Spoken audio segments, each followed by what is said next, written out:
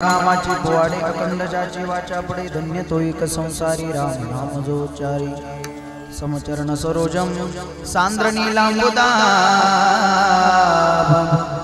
जगननी तपानी मंडन मंडना तरुण तुलसी माला कंदरम कंजनेत्रम सदैवलासं विठ्ठलं चिन्तयामि विभुं वेणुना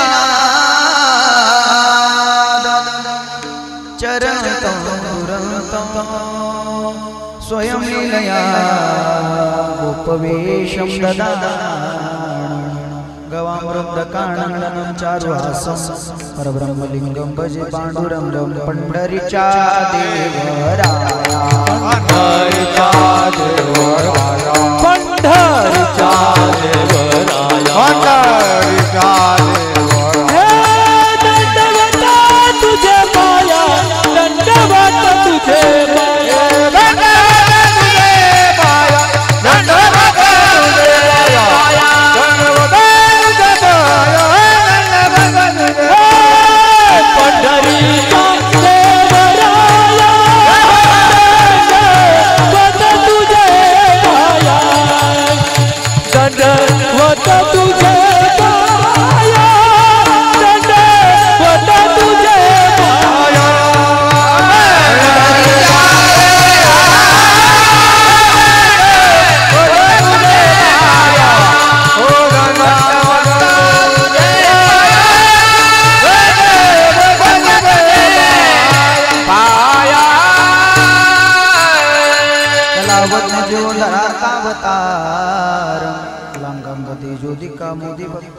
कलानीशवादापणोदार दक्षं समाधिस्थमूर्तिं भजे ज्ञानदेवं ओम नमो ज्ञानेश्वरा करुणाकरा दयाळा पुनचा नग्रहलादलो पावन जादो चराचरी आतार दये आपुले चौपाळुनी आभले वरी वैसव पाहुले श्री गुरूंचे ते नमस्कारोनी आता निवृत्तीनाथाचे चरणी शरण एका जनार्दनी शिवावतार धरून केले त्रैलोक्य पावन लोकाभिरामं रणरंगधीरं राजीवनेत्रं रघुशनाथं कारुण्यरूपं करुणाकरं श्रीरामचन्द्रं शरणं प्रपद्ये मनोजवं मारुततुल्यवेगं जितेन्द्रियं बुद्धिमतां वरिष्ठं वातात्मजं वानरायुतं किं श्रीरामदूतं शरणं प्रपद्ये कैलासराना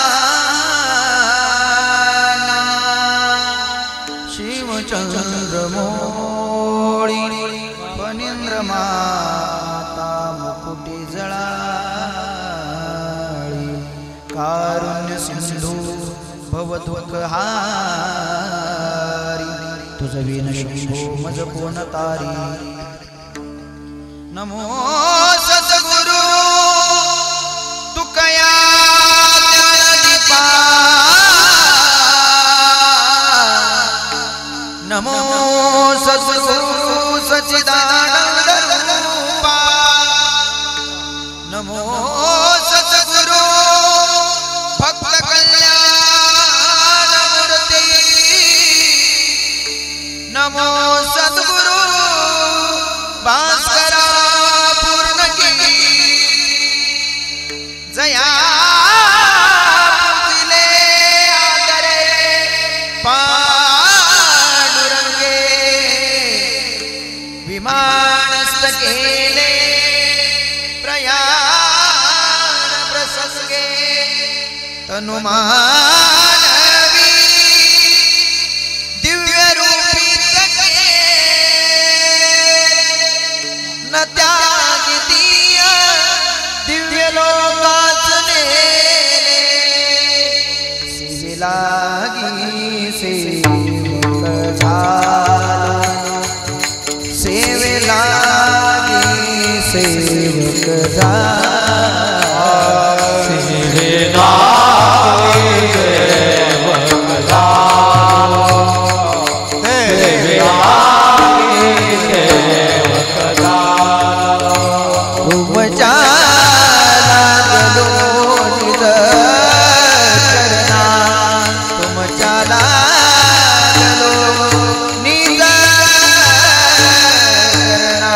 हो स्वामी तुकया देवा आहो स्वामी तुकया देवा लागलो निजय चरणा भजा लागलो निजय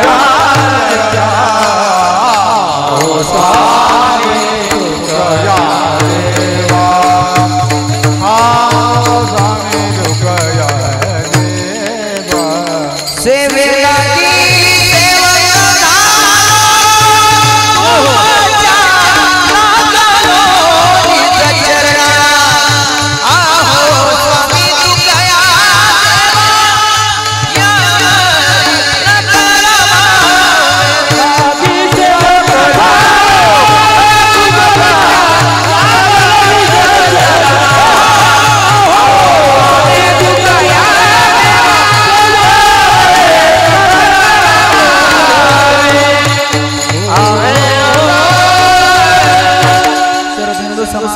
परब्रह्म स्वरूपिणी वासरा पीठ निलय सरस्वती नमोस्तुते रायगडी मंदिरी वसे माझा राया चरणासी अर्पितो अजन्मही गाया जगदीश्वरा जोडली ज्याची ख्याती प्रथम तुम्हादितो राजा शिवछत्रपती विठ्ठल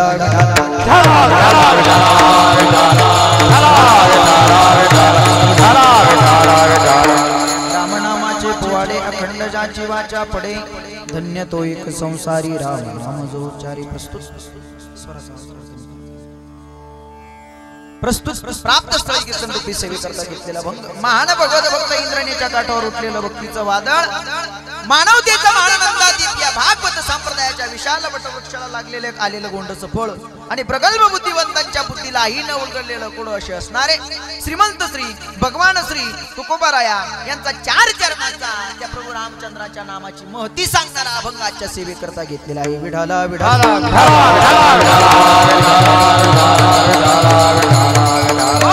या अभंगाद्वारे जगद्गुरु तुकोबाराया आज आपल्याला या ठिकाणी प्रभू रामचंद्रांच्या नामाची महती सांगतात ऐका रामनामाचे पोवाडे महाराज खऱ्या अर्थानं म्हणतात त्या ठिकाणी सतत गायले पाहिजे अखंड ज्याचे वाचा पडे ज्याच्या वाचेमध्ये ते पोवाडे कुणाचे प्रभू रामचंद्राचे पोवाडे ज्याच्या वाचेत सतत येतात महाराज म्हणतात धन्य तो एक संसारी कोण रामनाम जो उच्चारी जो सतत आपल्या संसारामध्ये त्या रामरायाचं चिंतन करतो ना खऱ्या अर्थानं महाराज त्याला धन्यता देतात महाराज त्या रामनामाची त्या प्रभू रामचंद्राच्या नामाची अशी काहीतरी आम्हाला ताकद सांगा ताकद महाराजांनी ऐका गोड रामचंद्रांच्या नामाची ताकद सांगितली ऐका रामनाम गरजे वाचा रामनाम गरजे वाचा काळ ऐका आपल्या वाचन जर प्रभू रामरायाचं आपण भजन केलं महाराज म्हणतात काळ आज्ञाधारक त्याचा अख्ख्या जगावरती ज्या काळाची संस्था आहे महाराज सांगतात तो काळ सुद्धा आपला आज्ञाधारक होतो इतकं ते राम नाम महत्वाचं आहे महाराज तुम्ही आम्हाला सांगताय रामाचं भजन करा रामाचं चिंतन केला तुम्ही केलं का भजन तुम्ही केलं का चिंतन जगद्गुरु तुकोबाराय सांगतात ऐका तुका म्हणे राम नामे कृत कृत्य झालो ऐका गड्या आम्ही त्या रामनामाचं इतकं चिंतन केलं की आम्हाला आता भजन चिंतन करायची गरज नाही कृतकृत्य झालो आम्ही कृतकृत्य झालो इच्छा केली ते पावलो किंवा तुका म्हणे आता उरलो उपकारापुरता या अवस्थेला आमचं जीवन प्राप्त झालेलं आहे त्याच्यामुळं ते भजन चिंतन करण्याची आम्हाला गरज नाही आता ते भजन ते चिंतन त्या ठिकाणी तुम्हाला करायचंय कसं विठाला विठाला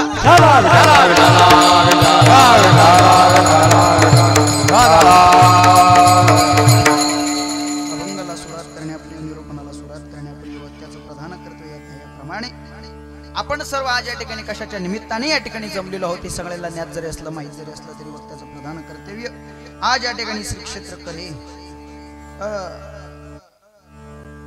ओम चैतन्य नवनाथ महाराज यांच्या खऱ्या अर्थानं श्री क्षेत्र करे ते मडी दिंडी पायी दिंडी सोहळ्याची आजची सांगता म्हणून त्या सांगतेच्या निमित्ताने गेल्या अनेक वर्षापासून चालत आली ही परंपरा या नामसप्ताहाला लाभलेली आहे. म्हणून याही वर्षी हा दिंडी सोहळा मोठ्या थाटामाटात या ठिकाणी संपन्न होतोय आणि त्या संपन्नतेकडे जात असताना खऱ्या अर्थानं आजची पहिल्या दिवसाची कीर्तन सेवा माझ्यासारख्या अज्ञान बालकाच्या वाट्याला या मंडळीनं दिली, त्यावेळी तेवढे धन्यवाद थोडेच आहे. बघा खऱ्या अर्थानं आपण त्या नवनाथ भगवंताचं त्या संप्रदायाची सेवा आपण करत आहोत ना, खऱ्या अर्थानं आपण भाग्यवान आहोत.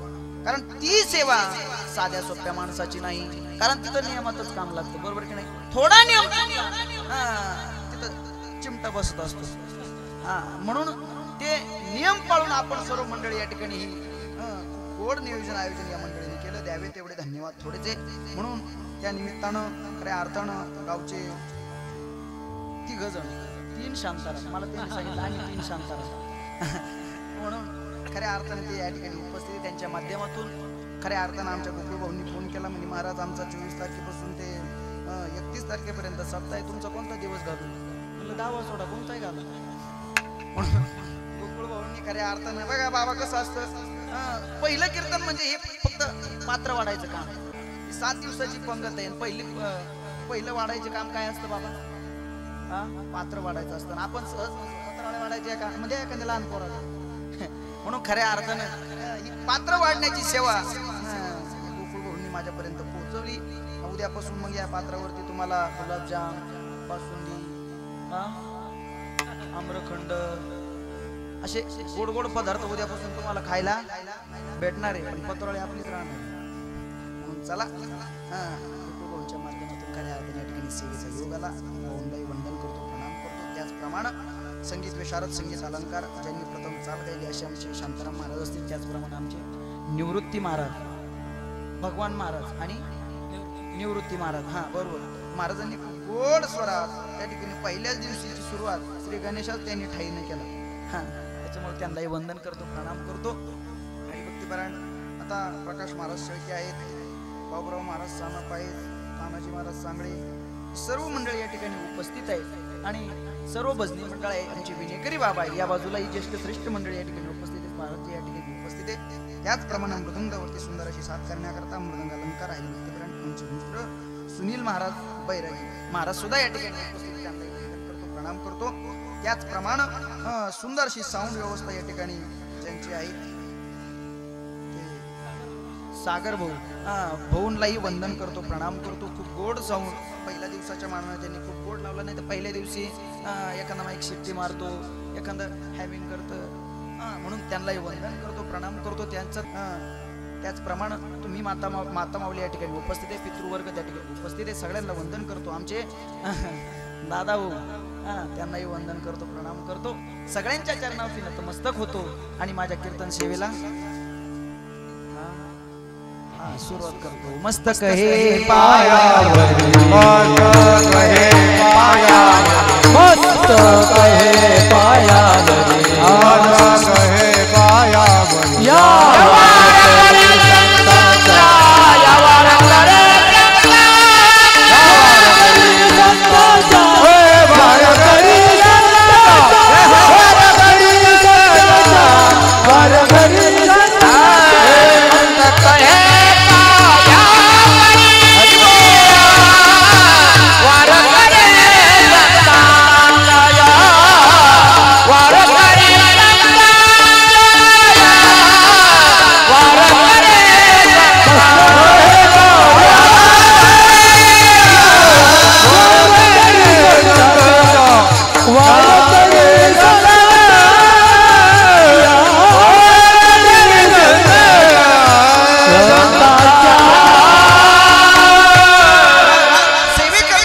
मस्तक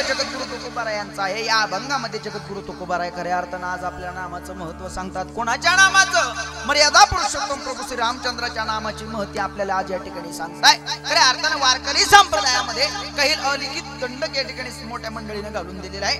पहिल्या 7 दिवसाचा सप्ताह असू द्या, 3 दिवसाचा सप्ताह असू द्या, पहिल्या दिवसाच्या कीर्तनकारानं कोणता अभंग घ्यावा, दुसऱ्या दिवशी कोणता घ्यावा, जागराच्या दिवशी कोणता घ्यावा आणि काल्याच्या दिवशी कोणता अभंग घ्यावा, असे काही अलिखित नियम या वारकरी संप्रदायामध्ये घालून दिलेले आहे. त्या नियमाप्रमाणे खऱ्या अर्थानं पहिल्या दिवसाच्या कीर्तनकाराने भगवंताच्या नामाचं गुण श्रवणवाद या ठिकाणी गावं, भगवंताच्या नामाचं चिंतन आजच्या दिवशी घडावं म्हणून आजचा सेवी करता घेतलेला अभंग सुद्धा नामपरच आहे. विठाला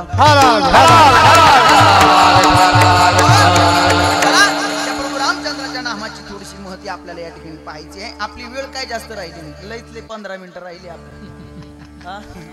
म्हणून चला माझ्याकडे लक्ष द्या. ते तिकडे बसलेल्या माझ्या आईना माझ्या ताईंना विनंती, तुम्ही इकडे समोर बसा, या इकडे या, तुम्ही या सगळे, तुम्ही या तिकडं, मी येऊ तिकडं, या या या, मी शुद्ध शाकाहारी. या आजी या ताई या मावशी या इकडे येऊन बसा. तुम्ही येत नाही तोपर्यंत हा चप्पल काढून ठेवा, ताई चप्पल काढून ठेवा, काढून ठेवा. हा तुमच्या जवळच ठेवा, मी नेणार नाही. विठाला विठाला श्री क्षेत्र आपण मढी या ठिकाणी जाऊन आलेलो आहोत. म्हणून खऱ्या अर्थानं मी तुम्हाला पहिलेच सांगून गेलो, ही देवता म्हणजे सामान्य देवता नाही. कारण या देवतेची सेवा करणं म्हणजे आपल्या सामान्य बुद्धीचं काम ते नाही. त्या ठिकाणी नियमात काम लागतं. महाराज थोडासा नियम चुकला का तिथं टोला बसत असतो, हा बाबा तुम्ही आणला तसा. कारण तिथं मग तंत्र मंत्र विद्या हे त्या ठिकाणी चालत नाही. चालत तंत्र मंत्र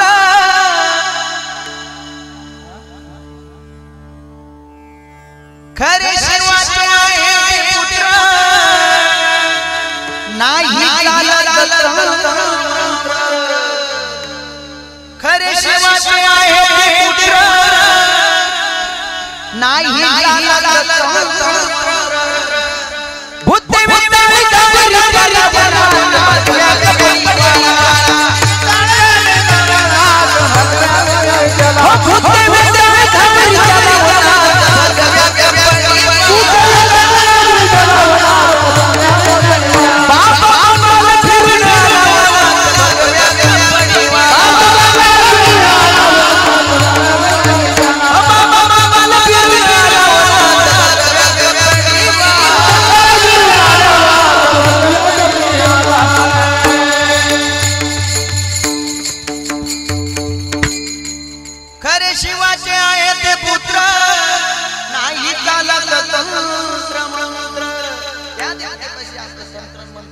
बुद्धी या सगळ्या गोष्टी चालत नाही. तिथं नियमात काम लागतं. म्हणून आपण सर्व मंडळी त्या देवतेची, त्या संतांची, त्या महात्म्याची सेवा करताय. आपण खऱ्या अर्थानं भाग्यवान लोक आहोत. कारण महाराज त्यांची सेवा का करायची, त्यांचं भजन का करायचं, त्यांची वारी का करायची. आपण जो संप्रदायामध्ये कीर्तन करतोय, ज्या संप्रदायामध्ये आपण जगतोय, ज्या संप्रदायाचं आपण भजन करतोय, नामस्मरण करतोय ना, त्या संप्रदायाची सुरुवात कुठून झाली असेल तर ती नाथपंथापासून सुरुवात झालेली आहे. विठाला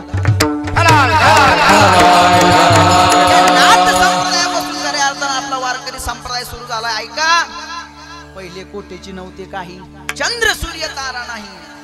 त्यावेळेस भगवान परमात्मा भोले बाबा त्या ठिकाणी उपस्थित होते. ऐका कसा संप्रदाय सुरू झाला हे 2 मिनिटात सांगून आपल्याला पुढे जायचंय. भोले बाबा त्या ठिकाणी उपस्थित होते. पार्वती आई साहेबांनी भगवंताला विचारावं, देवा अहो तुमचं ज्ञान काय असतं मला जरा सांगा. काय तुमचं ज्ञान काय असतं मला जरा सांगा. देव म्हणायचे बघू उद्या, देव म्हणायचे बघू उद्या. कोण म्हणायचं? पार्वती आई साहेब भगवंताला म्हणायच्या काय सांगा. जाऊ पार्वती आई साहेबांना देवाला सांगावं, देवा अहो तुमचं कोणतं ज्ञान आहे ते मला जरा सांगा. कोण म्हणायचं असं? पार्वती म्हणायची कोणाला? शंकराला. काय म्हणायची? तुलाच माहिती. ऐका, भगवंत म्हणायचे बघू उद्या. एक दिवस भगवंतानं पार्वतीला सांगितलं, पार्वती आवर चला आपल्याला जायचंय म्हणलं. कुठं? अगं तुझं एकदाच उरकून टाकतो, तुला ज्ञान सांगून टाकतो. पार्वती आई साहेबाला घेतलं आणि अशा ठिकाणी गेले. झाड नाही, झुडूप नाही, पशु नाही, पक्षी नाही.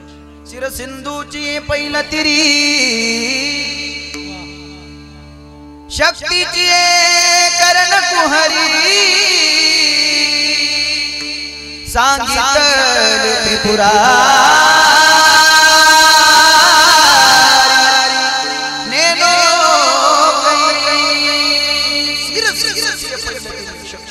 कर्णकुवरी शिरसिंधूची पहिले तिरी म्हणजे सागराच्या पलीकडे गेले शक्तीची कर्णकुवरी पार्वती मातेच्या कानात तोंड घातला आणि ज्ञान सांगायला सुरुवात केली आहे का ज्ञानोबराय म्हणतात सांगितले त्रिपुरारी नेनो काही ज्ञानोबराय म्हणतात काय सांगितलं आपल्याला माहिती पार्वती आई साहेबाला ज्ञान सांगायला सुरुवात केली पण ऐका ज्ञान नावाची गोष्ट असं आहे ते ज्ञान पचायला काय आहे अवघड आहे जड आहे पार्वती आई साहेबाला ज्ञान सांगायला बाबा सुरू केलं आणि पार्वती आई साहेबाला झोपी गेले ऐका आणि विष्णू परमात्म्यानं पाहिलं अरे ही कॅसेट परत वाजणार ही रेकॉर्डिंग करून घ्यावं लागेल विष्णू परमात्म्यानं सूक्ष्म रूप धारण केले नाही का माशाच्या पोटात प्रवेश केला ऐका माशाच्या पोटात गेले सगळंचे सगळं ज्ञान श्रवण केलं भगवंताचं ज्ञान सांगून झालं आणि डोळे उघडले पार्वती आई साहेब तो झोपलेला आहे पार्वती झोपणा का जाईना पण मग ज्ञान सांगत होतो तोपर्यंत हो कोण म्हणत होतो डोळे लावले आणि बघितलं तर लक्षात आलं हे ज्ञान कोणी नेलं हा विष्णू परमात्म्यानं नेलं ऐका विष्णू परमात्म्यानं नेलं पण प्रकार असा घडला येताना आले होते सूक्ष्म रूप धारण करून ज्ञान आलं अहंकार उत्पन्न झाला येताना सूक्ष्म रूपाने आले अहंकार उत्पन्न झाला माशाचं पोट फाडून बाहेर आले ऐका त्या दिवसापासून तो मासा त्याच्या शोधात होता कोणाच्या विष्णू परमात्म्याच्या तो माझा शोधत होता तो माझा पोट फाडणारा कुठे तो मासा योगायोगाने चंद्रभागेत गेला आणि तिथून त्यानं पांडुरंगाचं मुख पाहिल्याबरोबर त्यानं विचारलं माझं पोट फाडणारा तूच आहेस का केला तसा त्यांच्या कोणाच्या पांडुरंग परमात्म्याच्या मकर कुंडली हा तो विषय आपला नाही पण जाता जाता तुम्हाला ऐका माशाच्या पोटात जाऊन ज्ञान श्रवण केलं आणि माशाच्या पोट फाडून बाहेर आले त्यांचं नाव पडलं खऱ्या अर्थानं काय मच्छिंद्रनाथ ऐका भगवंताने ज्ञान सांगितलं कोणाला पार्वतीला नेलं कोणी तुम्ही म्हणजे कीर्तनकाराची यादी पाहिली तर सगळ्यात मोठा हाच दिसतो म्हणजे हा पहिलं म्हणलं तुम्ही स्वयंपाक करतात का 7 दिवस नाही करणार तुम्ही पण इतर दिवस करतात ना आजी मला उत्तर द्या सगळ्यात भाज्यात तिखट बनवण्याकरता एक पदार्थ लागतो तिला काय म्हणतात मिरची म्हणतात सगळ्यात तिखट मिरची कोणती राहते केवढी राहते माझ्या एवढी हा नाही मग माझ्यासोबत बोलत चला पुरुष मंडळी गोकुळ भाऊ आपण हायवेला ट्रक बघतो 10 टायर 50 टायर 12 टायर बघतो ना बाबा ट्रक जर पंक्चर झाला साईडला लावतो त्या ट्रक मध्ये अशी छोटीशी वस्तू असते बाबा तिला काय म्हणतात जॅकेटला काढला आणि गाडी खाली लावला किती भरली टनाची गाडी असू दे ते उचलते किती का समजू पण आपण गाडी उचलण्याचा प्रयत्न करू तुम्ही माझ्यासोबत बोलत चाला हे बघा मी बडबड करायची तुम्ही नुसतं ऐकायचं याला कीर्तन म्हणत नाही वक्ताचा आणि श्रोत्याचा संवाद झाला पाहिजे तुम्ही आम्ही खेळी मिळी गदारोळी आनंदी काय चालू होतं आपलं ते तुलाच माहिती ऐका विष्णू परमात्म्यानं नेलं विष्णू परमात्म्यानं माशाचं पोट पडून बाहेर आले नाव पडलं मच्छिंद्रनाथ ऐका मच्छिंद्रनाथाने ते ज्ञान घेतलं आणि स्वतःकडे ठेवलं नाही ऐका भगवान भोले बाबांना दुसरा अवतार घेतला कोणाचा गोरक्षनाथाचा अवतार घेतला गोरक्षनाथाचा अवतार घेऊन भगवान परमात्मा गेली मच्छिंद्रनाथासमोर भगवान परमात्मा आले देवांना ओळखलं आदिनाथ उमा बीज प्रकटले आदिनाथ उमा बीज प्रकटले आदिनाथ उमा बीज प्रकटले आदिनाथ उमा बीज प्रकटले आदिनाथ उमा बीज प्रकटले आदिनाथ उमा बीज प्रकटले आदिनाथ उमा बीज प्रकटले आदिनाथ उमा बीज प्रकटले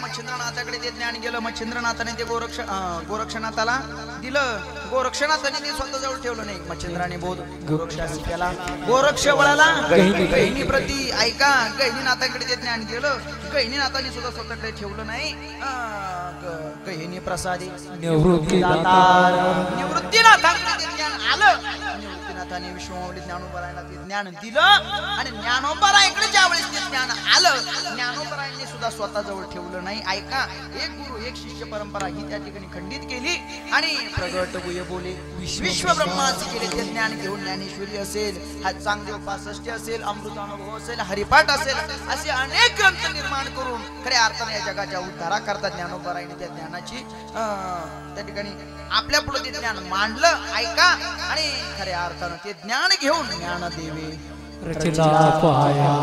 त्या दिवसापासून खऱ्या अर्थानं वारकरी संप्रदायाला सुरुवात झाली. म्हणून या वारकरी संप्रदायाची परंपरा सुद्धा जर कुठून आली असेल तर त्या ज्ञाननाथ पंथापासून. विठाला विठाला.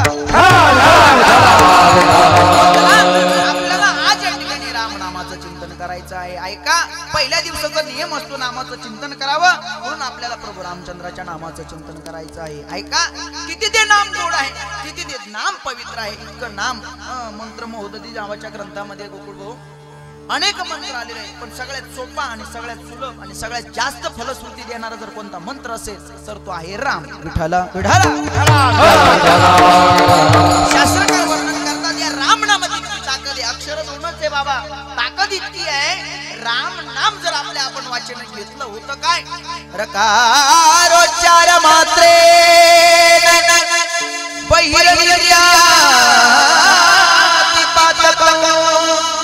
पुनः प्रवेश मकार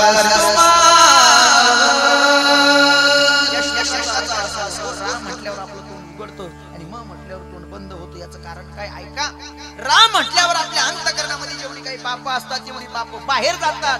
बाहेर गेलेली पाप बाबा आत येऊ नये म्हणून म म्हटल्याबरोबर तोंड बंद होतं. मकारस्तु मातवत. ऐका, या राम नामाचं भजन आपण या राम नामावरती आपला बाबा विश्वास बसेल. यात नवल काय, राम नावावरती राक्षसांचा सुद्धा विश्वास होता. हे त्याचं फलित आहे. ऐका, राक्षसांचा सुद्धा बाबा विश्वास होता. ज्या वेळेस प्रभू रामरायाचं आणि रावणाचं युद्ध होणार होतं त्याच्या अगोदर एक प्रक्रिया चालू होती. समुद्रावरती काम चालू होतं. कशाचं? बोला बोला महिला मंडळ, कशाचं काम चालू होतं? तुम्ही का पाकिस्तान सेतू बांधायचं त्या ठिकाणी काम चालू होतं आणि लंकेतील राक्षसांनी ते काम बघितलं. ऐका, राक्षसांनी ज्यावेळेस ते काम बघितलं राक्षस भयभीत झाले, पळायला लागले. पळायला लागल्यानंतर आता रावणाचं काम होतं काय, राक्षसांना एकत्र करायचं, जमवायचं. मालकाचं काम असतं त्या ठिकाणी त्यांना एकत्र करायचं. राक्षसाला विचारलं रावणाने, अरे का पळताय? राक्षसांनी सांगावं, महाराज मालक, समुद्रावरती सेतू बांधायचं काम चालू आहे आणि समुद्रावरती सेतू बांधून एकदा की पूर्ण झाला की 18 पद्म वानर आहे ते सगळे आत शिरतील. रावण म्हटलं मग ते आत शिरल्यानंतर काय करतील? राक्षस म्हणे, परवाच्या दिवशी एकच आला होता आणि त्यानं आखी लंका जाळली, तुझ्या दाढी मिशा जाळून टाकल्या आणि तू म्हणतो 18 पद्म आल्यावर काय करतील? राक्षस भयभीत झाले. ऐका, रावण मायावी होता. राक्षसांना एकत्र करणं त्याचं काम होतं, कारण राक्षसांच्या बळावरती त्याच्या सैन्याच्या बळावरती त्याला युद्ध लढायचं होतं. रावणानं उच्च उडी मारली आणि बघितलं तर खरंच सेतू बांधायचं काम चालू होतं. ऐका, खाली आला तो हसत हसतच बघितलं सेतू बांधायचं काम चालू. हसत हसत आला. एक राक्षस जवळ आला, म्हणे मालक का हसताय? अरे म्हणलं येड्यानो, पाण्यावरती दगड मी सुद्धा चालू शकतो, तुम्ही आणा म्हटले दगड. रावणाजवळ एकानं दगड आणून दिला राक्षसानं, भला मोठा दगड. रावणानं असा दगड तोंडाजवळ घेतला, काहीतरी त्या दगडाला सांगितलं आणि दगड पाण्यात फेकला तसा तो दगड तळून गेला. दगड तरला. राक्षसांना इतका आनंद झाला, नाचायला लागले. रावणाची मिरवणूक निघाली, डीजे लावला, त्यावरती नाचायला लागले. ऐका, ती रावणाची मिरवणूक निघाली आणि ती रावणाची मिरवणूक मंदोदरीच्या गॅलरी समोर आली. मंदोदरीच्या गॅलरी समोर आली. मंदोदरीला आवाज ऐकला आणि दासीला सांगितलं, म्हणे बघ काय वाजतंय. दासीने सांग, आई साहेब तुमच्या पतीची मिरवणूक आहे. माझ्या बऱ्याचशा बायांच्या नवऱ्याच्या मिरवणूक निघून जाते तरी त्यांना होऊन जात. मंदोदरीला सांगितलं तुमच्या मालकाची मिरवणूक आहे. ऐका, मिरवणूक.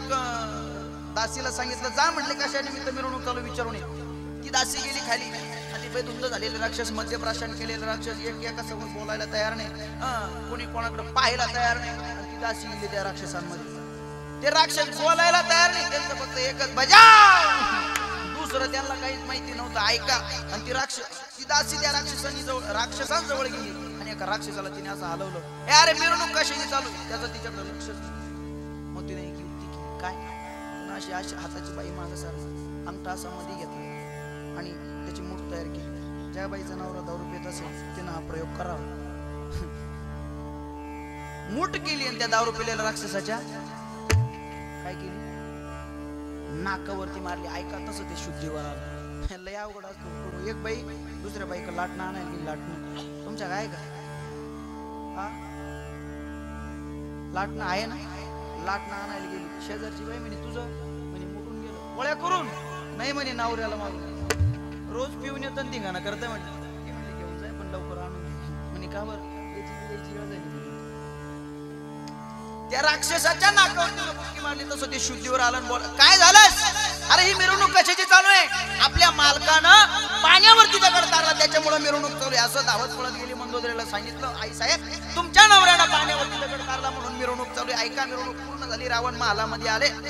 मंदोदरीने औक्षण केलं आणि मंदोदरी पायाजवळ बसली. ऐका शास्त्र असं सांगतं पतिव्रता स्त्री कधी नवऱ्याच्या मांडीला मांडी लावून बसत नाही, ती पायाजवळ बसत असते. मंदोदरी पायाजवळ बसली. ऐका दरबार संपला आणि संध्याकाळच्या वेळेस दोघं एका महालात जाऊन बसली. बसल्यानंतर रावणाला मंदोदरी म्हणते मालक एक प्रश्न विचारू बरोबर म्हटल्याबरोबर रावणाला घाम सुटला. कारण उत्तर एका पत्नीला द्यायचं नव्हतं, उत्तर एका स्त्रीला द्यायचं नव्हतं, उत्तर एका पतिव्रता स्त्रीला द्यायचं होतं. ऐका रावण म्हटलं जाऊ दे ना मंदोदरी.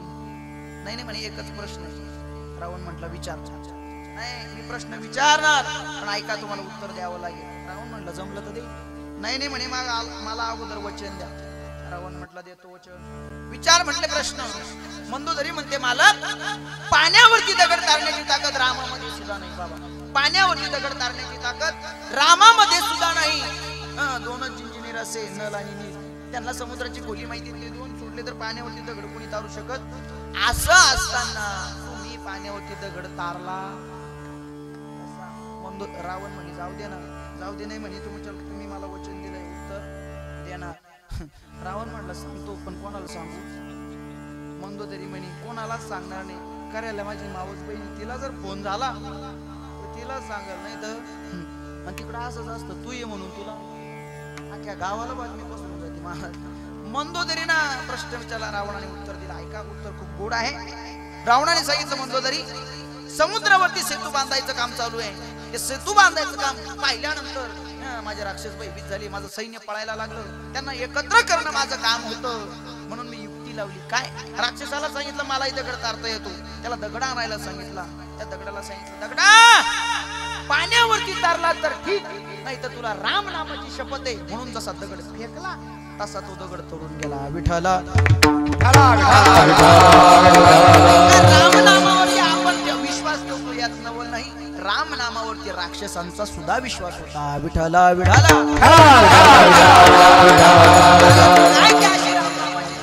काय त्या रामनामात अशी ताकद आहे. महाराज रामाचं भजन केल्यानंतर आपण देवाच्या घरी जाऊ की नाही माहिती नाही.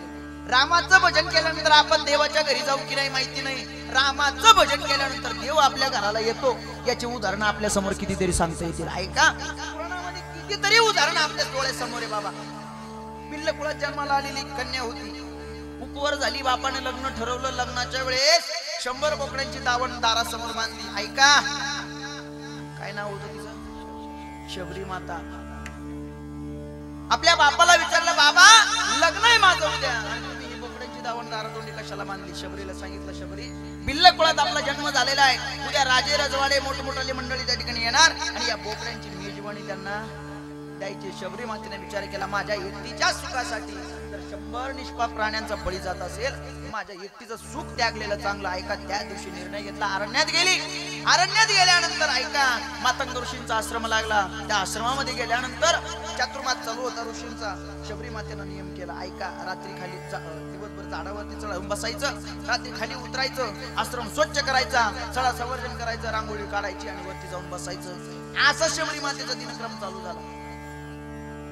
ऋषी म्हणे आपले शिष्य तर सुधारले गाड्या म्हणे. मला उठायच्या अगोदर उठतात, आश्रम झाडून काढतात, स्वच्छ करतात. एक दिवस गुरुनी ऋषींनी शिष्याला विचारलं म्हणले करे तुम्ही फार सुधारले, मला उठायच्या अगोदर उठून आश्रम झाडून स्वच्छ करतात. शिष्य म्हणे महाराज त्या स्वच्छतेचा आमचा काही संबंध. तुम्ही उठा त्या 5ला, आम्ही उठवतो 7ला, आमचा काय संबंध आहे तिथं. मग ऋषीने विचार केला मग तुम्ही जर करत नाही मग ही गोष्टी करताय कोण. एक दिवस लक्ष ठेवलं आणि शबरी माता झाडत होत्या. विचारलं कोण आहेस. शबरी मातेनं हात जोडावे. महाराज, बिल्ल कुळामध्ये जन्माला आलेली शबर नावाची कन्या ही शबरी आहे. माझ्या बापानं माझ्या लग्नाकरता 100 निष्पाप प्राण्यांचा बळी देण्याचं ठरवलं होतं, म्हणून मी ते लग्नच सोडलं आणि अरण्यात निघून आली. शबरी, जे तुझ्या बापाला कळलं नाही ते तुला कळलं. ऐक शबरी, अशीच सेवा असंच भजन या आश्रमामध्ये करत राहा. एक ना एक दिवस या जगाचा मालक तुला भेट देण्याकरता या ठिकाणी येईल. ऐका, गुरुच्या वचनावरती विश्वास ठेवला. विश्वास ठेवल्यानंतर ऋषींचा चातुर्मास संपला, निघून गेले. पण शबरीनं भजन बंद केलं नाही. रोज उठावं, स्नान करावं, अंगण झाडावं, त्याच्यावरती रांगोळी काढावी, सडा टाकावा, फुलं टाकावे आणि रोज प्रभूचं चिंतन करावं. आश्रमात या कधी रेशील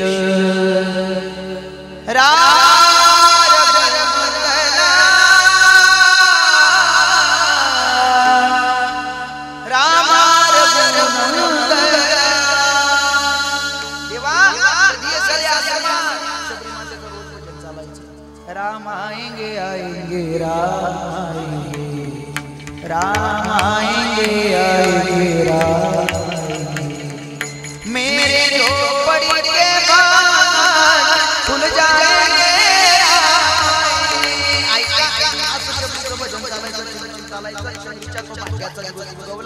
दरवाजावरती थाप मारले आहे का कुणी घरात? विचारल्यानंतर कोण आहेस?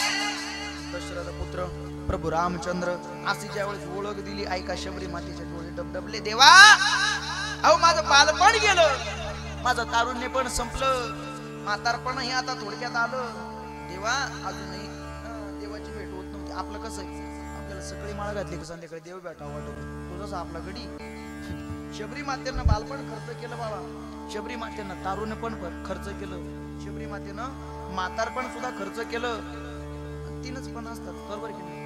बालपण, तारुण्यपण आणि म्हातारपण. अजून एक सरपण. विठ्ठला हे आल्याशिवाय आपलं जीवन परिपूर्ण होत. शबरी मातेच्या वृद्धावस्थेमध्ये प्रभू रामरायाची भेट झाली. प्रभूंनी सांगावं, माते भूक लागली आहे, काही खायला आहे का? शबरी मातेनं खायला आणलेलं होतं प्रभूंना. काय? टोपलीमध्ये बोरं ठेवलेली होती. बरं, ती बोरं तोडताना प्रक्रिया अशी होती, खाऊन बघायचं, आंबट असलं तर टोपलीत टाकायचं, गोड असलं तर झोपल्या का काय, आंबट असलं तर फेकून द्यायचं, गोड असलं तर टोपलीत टाकायचं. असे उष्टे बोरं माझ्या प्रभूने मागचा पुढचा कुठलाही विचार केला नाही. हे बोरं उष्टे आहे, काहीनं दात घासलेले आहे, दात घासलेले नाही, असा कुठलाच विचार केला नाही. ऐका, बोरे खाय ऐका, त्या देवाला काहीच लागत नाही. तुम्ही त्याचं भजन करा, त्याचं चिंतन करा. तो आपला असा व्हायला जास्त वेळ लागत नाही, कारण आपण एक धरला चित्ती या युक्तीनं, या भावनेनं आपण भजन जर केलं तर देवाला दुसरं काही लागत नाही. देव भावाचा भुकेला, देव भावाचा भुकेला, देवा भावाचा भुकेला, देवा भावाचा भुकेला.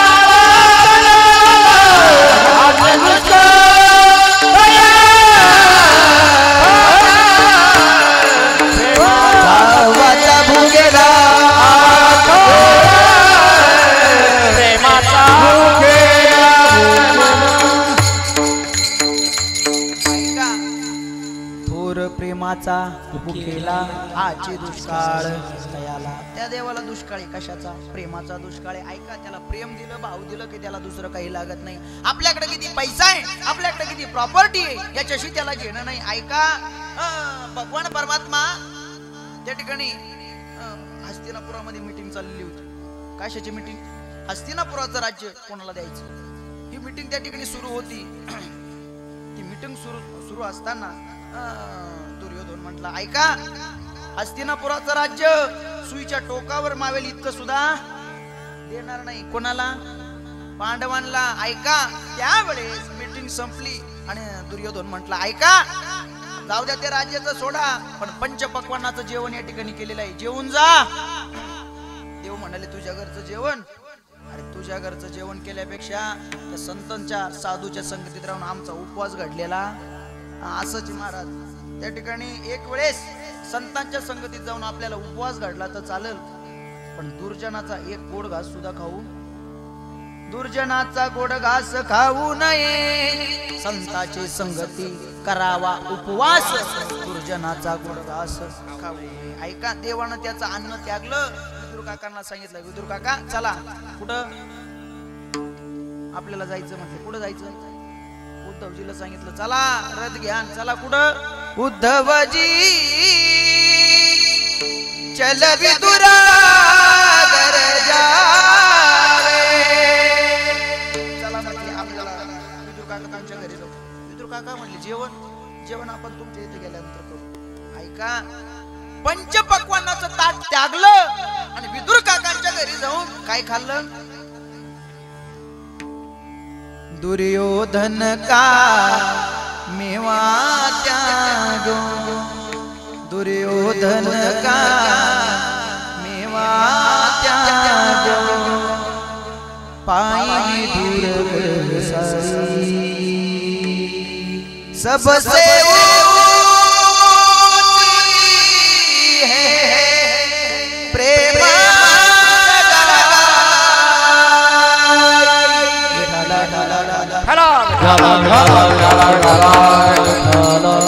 साऊंड सिस्टम करता टाळी वाजवतो वा कसं आहे आता महाराज हे सुद्धा कॅम्प्युटर हे सुद्धा विको असल्याशिवाय कागद म्हणून त्यांना वंदन ऐका देवानं सगळं सुख त्यागलं आणि विदुर काकांच्या घरी गेला काय गेला विदुर काकांचा भाव तसा होता विदुर काकांचं भजन तसं होतं ऐका म्हणून जीवनामध्ये जर आपल्याला देव आपला करायचा असेल तर देवाला दुसरं काही देऊ नका देवासमोर गेल्यानंतर मी पुढारी आहे मी मंत्री आहे मी आमदार आहे खासदार आहे ते मंदिराच्या बाहेर आत आपण घुसलो की खाली मान घालायचे मी साधारण देवा तुझा भक्त आहे तुला शरण आलेलो आहे या भावनेनं आपण त्या देवाजवळ गेलो की देव आपला करायला वेळ लागत नाही विठाला ऐका त्या देवाला महाराज खऱ्या अर्थानं एक तर भजन आवडतं काय कारण प्रत्येकाला महाराज दुसऱ्याचं नाव घेणं आवडतं की नाही दुसऱ्याला आता तुमचं नाव माझ्या सतत मुखात राहावं असं तुम्हाला वाटतं की नाही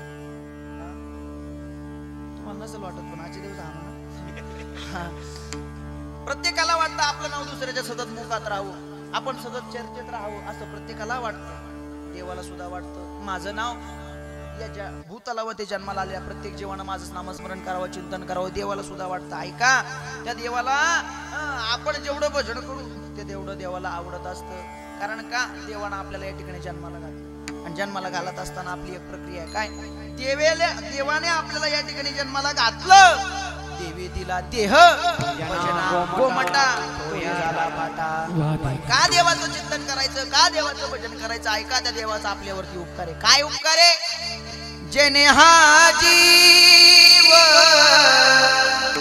दिला दान तयाचे करी देवा मला मग माझं एकच कर्तव्य काय तयाचे करीन चिंतन कारण महाराज ज्यावेळेस जीव गर्भामध्ये होता देवाला प्रार्थना केली देवा अरे या गर्भामध्ये खूप गरम होतंय खूप उकडतंय गर्दी असता तिला दंड वरती पाय खाली तोंड अशी गर्भामध्ये अवस्था होती तिथं काही इशी नाही कूलर नाही फॅन नाही असं काहीच नाही काय सांगू गर्भीची आत देवा अरे गर्भामध्ये तुझी आत नाही एक काम कर काय एक वेळ करी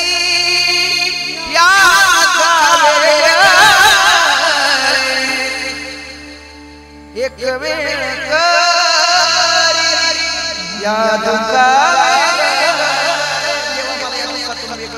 मी काय करेन आठवीन पाय हा माझा नवस देवा मी तुझा रात्रंदिवस भजन करेल चिंतन करेल ऐक देवानं ऐकलं महाराजांनी देवाने याला मुक्त केलं बाहेर आल्यानंतर हा बदलला उलटून पडला कोहम देवा मी कधी म्हटलो होतं असं बाळ जन्माला आलं आई ते कसं रडतं हा आता ते यांना विचारू का क्या क्या असं करतं की नाही?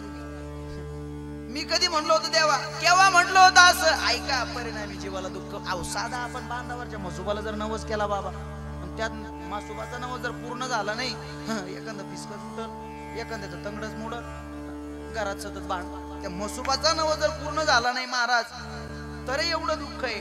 तर या विश्व निर्माण करत्याला आपण जर नवस करून जन्माला आलेलो असेल तर खऱ्या अर्थानं त्याचा नवस सुद्धा पूर्णच झाला पाहिजे. विठाला विठाला या जीवनामध्ये त्या देवाने आपल्याला जर जन्माला घातलेला असेल ना, त्याचं भजन करणं आपलं कर्तव्यच आहे. दिवसातल्या 12 तास आपल्याला काम आहे, त्या 12 तासातला 1 तास जरी आपण त्या देवाला दिला तरी तो देवा करता पुरेसा आहे. कारण महाराज त्या देवाला असं, त्या देवाला संत महात्म्यांनी कधी सांगितलंच नाही तुमचे काम सोडून द्या, तुमचा व्यवसाय सोडून द्या, असं सांगितलंच नाही.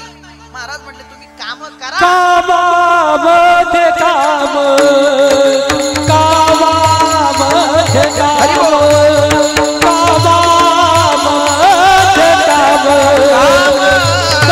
कामामध्ये काम, कामामध्ये काही मला राम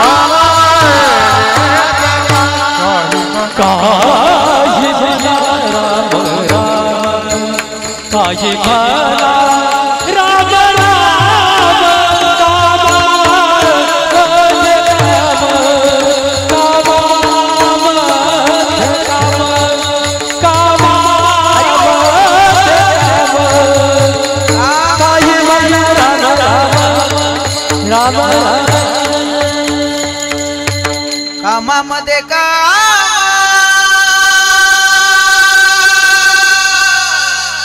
काही म्हणा राम राम.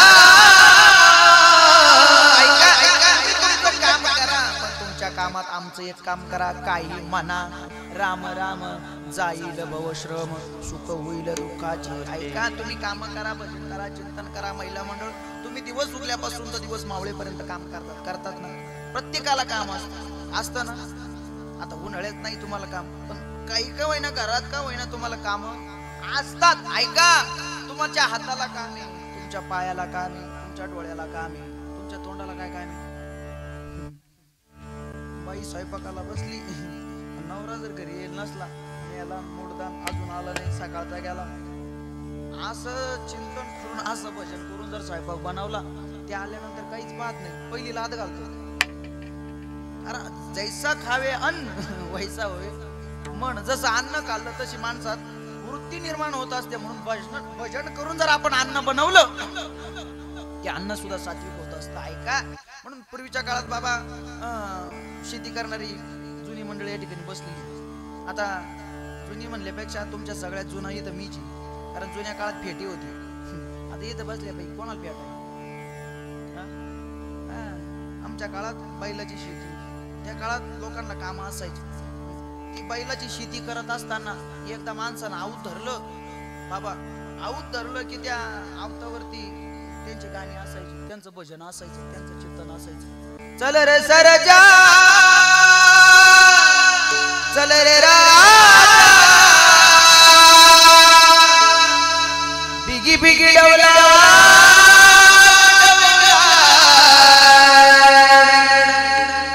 गाव गोटा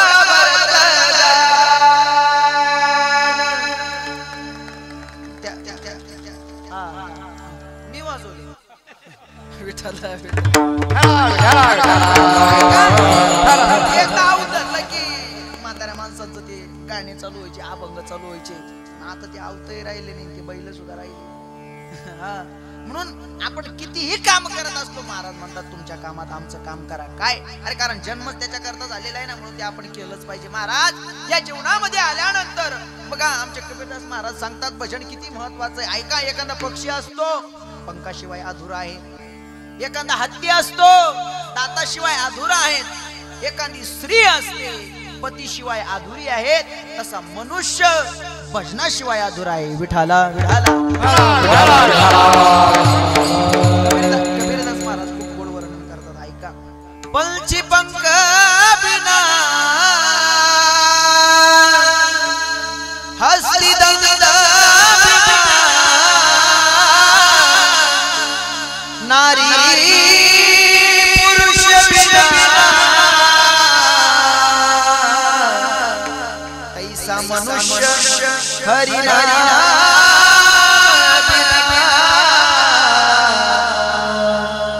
सुमिरन कर ले मेरे बीती उमर हरि नाम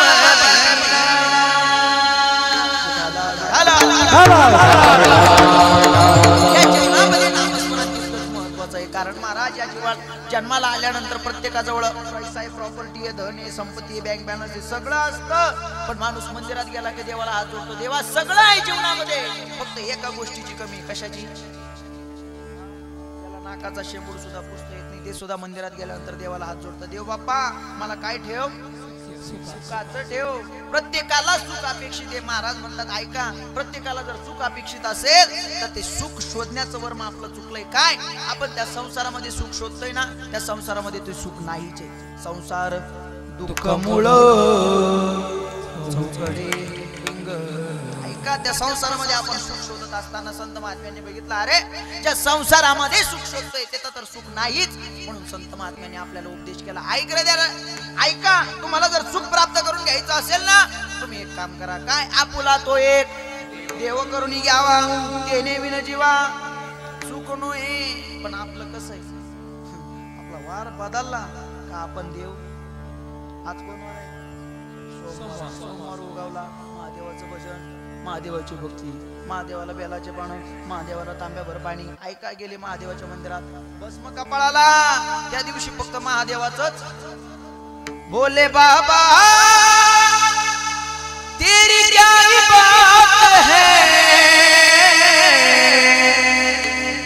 दूर हो के भी तो पास है, खुद को मैं कर तुझको समर्पण, मैं तेरा हूँ तू मेरा दर्पण, तेरे होने से मेरी सारी जिंदगी सजी है, लगी मेरे रंग लगी ओ मेरे शंकरा, लगी मेरी तेरे संग ओ मेरे शंकरा.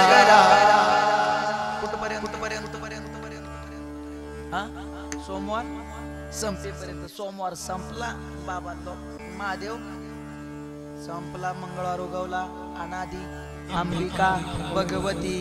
मंगळवारी देवीची भक्ती, देवीची पूजा, देवीचं भजन. पण मंगळवार संपेपर्यंत उगवला बुधवार. बोलावा विठ्ठल, पहावा विठ्ठल, बोलावा विठ्ठल, पहावा विठ्ठल. ऐका, बुधवारी पांडुरंगाच्या मंदिरात भजन, पांडुरंगाच्या मंदिरात भक्ती, पांडुरंगाचे भजन, पांडुरंगाचं कीर्तन. बुधवार संपेपर्यंत बुधवारही गेला, देव सुद्धा गेला. उगवला गुरुवार. गुरुवारी दत्त माझे गुरु, दत्त माझे दारू, तीन शिरे सात तया माझे दंडवत. बुधवार गेला, दत्त सुद्धा गेला. उगवला शुक्रवार. जय संतोषी माता. शुक्रवारी संतोषी मातेचं भजन. शुक्रवार गेला, संतोषी माताही गेली. ऐका, उगवला शनिवार. नीलांजनम समाभासम रविपुत्रम यमाग्रजम छायामार्तंड समुदम तम नमामि शनीश्वरम. किंवा शरण शरण हनुमंता तुम्हाला रामदूत. ऐका, शनिवार गेला आणि उगवला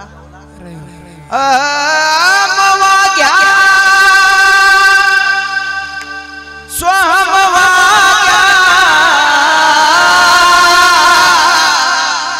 प्रेम वारी सावध होनी भजनी लागा देव तेरा कई वारी हे मल्हारी मल्हारी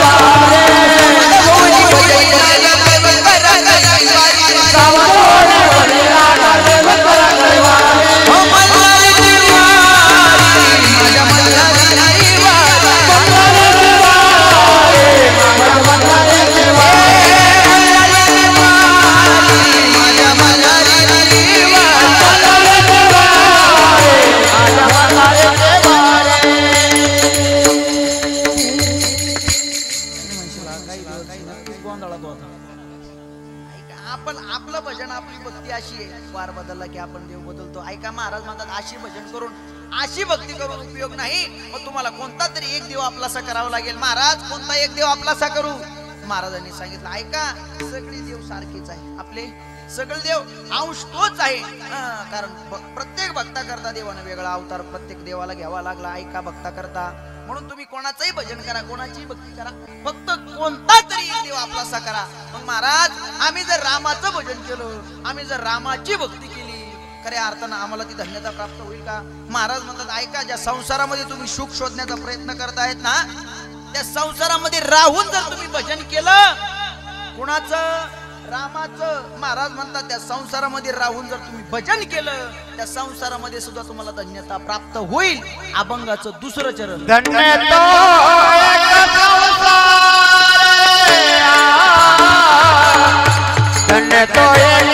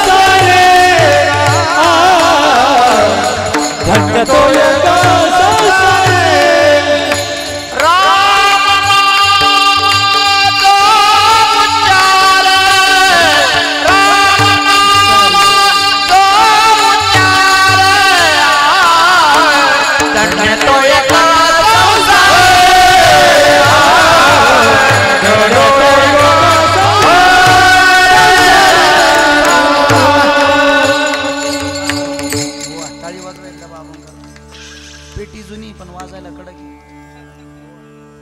असं वाटतं एवढा गुळ उचलून त्यांच्या तोंडात घाला, पण मला 3 कडे दिले त्याच्यामुळे मग आता चला. धन्य तो एक संसारी. महाराज तो एक या संसारामध्ये धन्य आहे कोण? राम नाम जो उच्चारी, जो या रामनामाचं या ठिकाणी उच्चारण करतो ना, खऱ्या अर्थानं तो या संसारामध्ये धन्य आहे. महाराज या संसारामध्ये आम्हाला धन्यता प्राप्त होईल, पण आपल्याला अगोदर त्या रामाचं भजन करावं लागेल, त्याचं चिंतन करावं लागेल. कारण संतांनी वेळोवेळी वारंवार आपल्याला जागा केलं, बाबा उठ, हा नरदे आता आहे, उद्या राहील का नाही सांगता येत. म्हणजे पाण्यावरती आलेला बुडबुडा जसा क्षणात फुटतो, तसा नरदे आपला कधी निघून जाईल सांगता येत नाही. त्या खानदेशात एक म्हणी, उनी गुचकी तो गया नुसती गुचकी जरी आली, चहा बशीतला चहा बशीत आणि कापातला कापातच.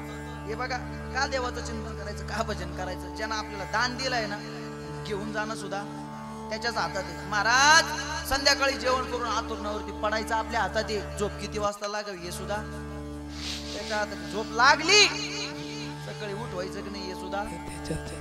सकाळी 9 वाजले तरी म्हातारा उठाना, म्हणून म्हातारी उठवायला गेली.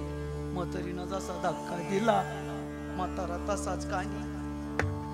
मग म्हातारीनं स्वर लावला, हा आमच्या संग एक शब्द बोला ना. अगं बाई तो आता तो जवळ होता तवर नीट बोलली. वा वा अनुभवी मंडळी महाराज. हा वा वा विठ्ठला विठ्ठला आपल्याला दान दिलाय, घेऊन जाणं सुद्धा त्याच्या हातात आहे ना. म्हणून एक दिवस तरी आपण, एक तास तरी, एक मिनिट तरी, एक क्षण तरी आपण त्याचं देवाचं भजन केलं पाहिजे. हे बघा, नाही आपल्याला दिंडीत जाता आलं, नाही वारीत जाता आलं. हे बघा, लोक बल तिकडे हा देव झाला का तो देव, तो देव झाला का हा देव, असं करण्यापेक्षा पहिले महाराज आपल्या अंतरातला देव आपण ओळखला पाहिजे. कारण इकडं तिकडं देव शोधित फिरण्यापेक्षा आपला पहिला देव कुठं बसलेला आहे? स्वतःच्या आत्मा त्यानं दान दिलंय ना, तो देव आपण पहिले ओळखायला शिकलं पाहिजे. अवलिया संतांचं गोड भजन ऐका, ते सांगतात इकडं तिकडं देव फिरत बसू नका. देव कुठं आहे? इकडे तिकडे शोधित कारे, इकडे तिकडे शोधित कारे, फिरसी वसे तो तुझ्या मिळतो जन्म दादा एक ईश्वर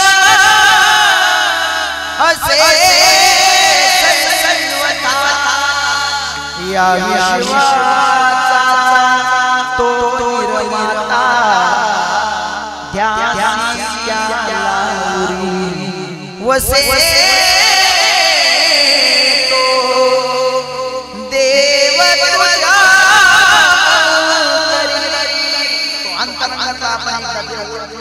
दुसऱ्या देवाकडे जायची आपल्याला गरजच नाही. विठाला विठाल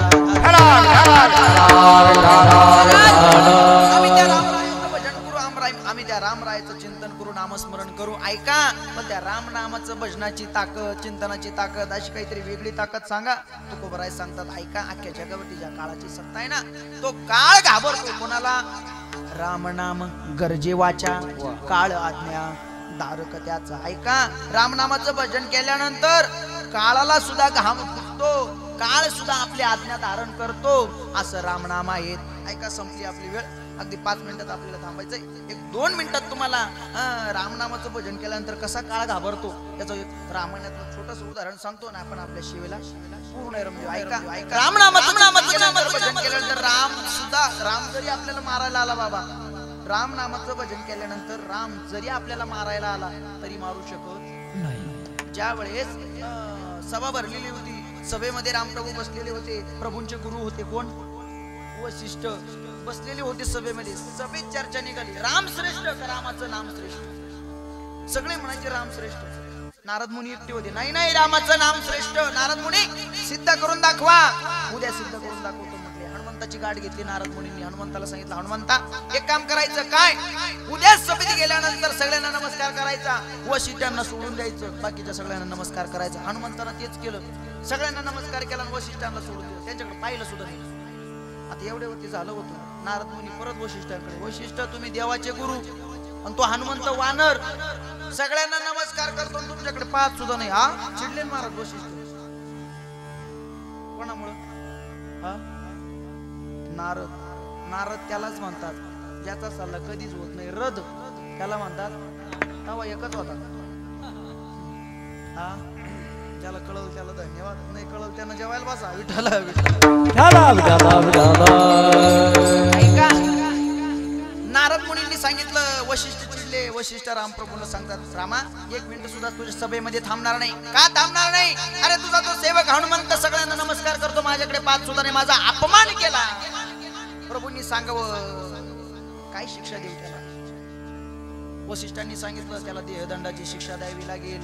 प्रभूंनी महाराज, आता गुरुचं वचन होतं, गुरुचं आज्ञा होती. रामप्रभूंनी भात्यात बाण घेतले, धनुष्य घेतला आणि निघाले. कोणाला मारण्याकरता? हनुमंताला मारण्याकरता. गुरुची आज्ञा होती. आता त्या ठिकाणी हनुमंताला अशी एका झाडावरती जाऊन बसलेली होती, डोक्याला हात लावून. नारद मुनी त्याच्या जवळ गेले. नारद मुनी म्हणे, काय झालं? काय नाही म्हणे, भाऊ असं रोज ऐकावं. अरे हनुमंत दिसणार नाही ना आता? दिसणार नाही? अरे का दिसणार नाही? ऐक, त्याला धनुष्याला बाण लावून निघालेले आहे. का? माझा वध करण्याकरता. त्यांच्या गुरुचा अपमान माझ्याकडून घडला ना, माझा वध करण्याकरता निघालेले आहे. हनुमंता, मी जोपर्यंत जिवंत आहे तुझ्या केसाला धक्का लागणार नाही. एक काम कर, काय? सकाळी उठायचं, शरू नदीवरती जायचं, स्नान करायचं, नदीवरती आसन लावायचं कडेला आणि तिथं भजन सुरू करायचं. श्रीराम जय राम जय जय राम, श्रीराम जय राम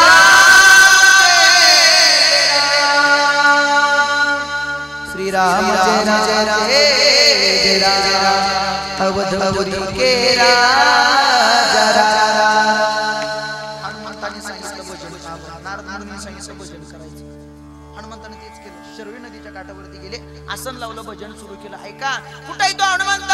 माझ्या गुरुचा अपमान करतोस. प्रभू निघाले. प्रभूला हनुमंत काही सापडत नाही. परत नारद मुनी कोणाकडे? रामप्रभू कशाला? हनुमंत कुठे बसलाय ते सांगायला. ऐका, हनुमंत शरयू नदीच्या काठावरती बसलेला असं प्रभू शरयू नदीच्या काठावरती आले बाद्यातला बाण काढला धनुष्याला लावला ऐका तो रामबाण होता कधीच जो बाण व्यर्थ जात नाही त्याला रामबाण म्हणतात सु सु करत बाण हनुमंताजवळ गेला पण हनुमंताचं भजन बंद नव्हतं ऐका फिरून गेला ऐका हनुमंताजवळ तो बाण गेला हनुमंताला गिरट्या घातल्या हनुमंताच्या चरणाजवळ रुतला हनुमंतरायाला एक एक बाण यायचा हनुमंतरायाच्या चरणाजवळ पडायचा एक बाण यायचा हनुमंतरायाच्या पायाजवळ पडायचा ऐका अख्ख्या बाणांच्या वर्षावर हनुमंतराय झाकले शेवटी अमुक शस्त्र सोडलं अमुक शस्त्र सुद्धा हनुमंताच्या पायाजवळ रुतलं त्या बाणांनी हनुमंतराय झाकले पण हनुमंतरायाच्या केसाला सुद्धा धक्का लागला नाही कारण काय राम नाम गरजे वाचा काळ आज्ञा तारगद्याचा आहोजाचं भजन करतोय तो जरी मारायला आला तरी मारू शकत नाही ही ताकद कोणाची ही राम नामाची महाराज म्हणतात ते राम नाम आपल्याकडून घडलं पाहिजे महाराज त्या राम नामाचं नाही होणार चिंतन मग दुसरं करा विठोबा रखुमाई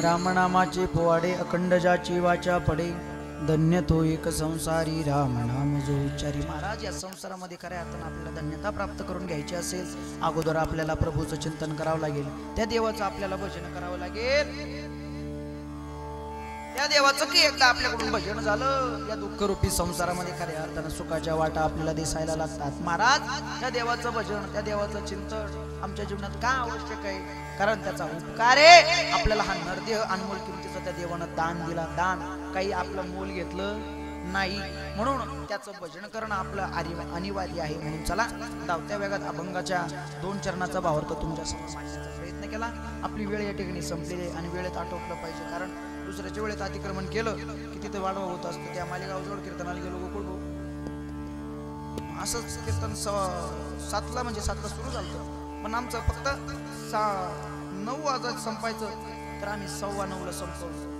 9:15कडे काटा गेला आणि एक म्हातारा उठून अशी काठी घेऊन निघायला लागली म्हणलं बाबा काय येणत आहे बाबा म्हणे तो चालू दे दुसऱ्यांदा विचारलं बाबा काय झालं बाबा म्हणे तो चालू दे तुला काय म्हणलो का तिसऱ्यांदा म्हणलं बाबा झालं काय बाबा म्हणे तो चालू दे तुला काय म्हणलो का तुला आणलो का ना मी त्याला पाहू राहिलो म्हणे म्हणून अशी गोष्ट न होऊ नये म्हणून त्या ठिकाणी आपण आपल्या वेळेत थांबलेलं बरं ऐका खऱ्या अर्थानं आज या ठिकाणी भगवान नवनाथ परंपरा ही नाथांची परंपरा आपण जोपासतोय आपण सांभाळतोय नाथांची सेवा करतोय ना आपल्यासारखी भाग्यवान दुसरे कोणी नाही दादा म्हणून खऱ्या अर्थानं द्यावे तेवढे धन्यवाद या संपूर्ण मंडळीला थोडीच आहे याच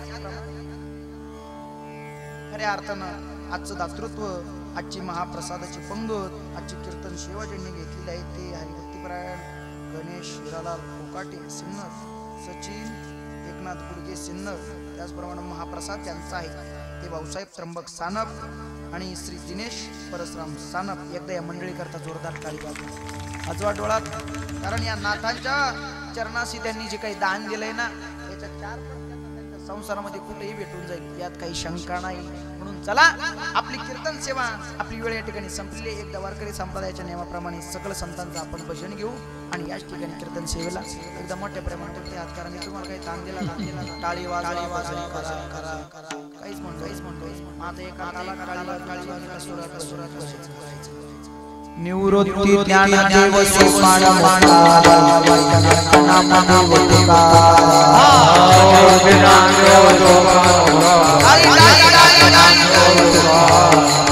एकनाथ नामदेव तुकार, एकनाथ नामदेव तुकार, एकनाथ नामदेव तुकार,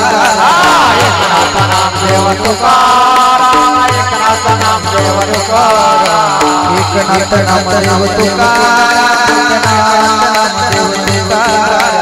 एकनाथ नामदेव तुकार.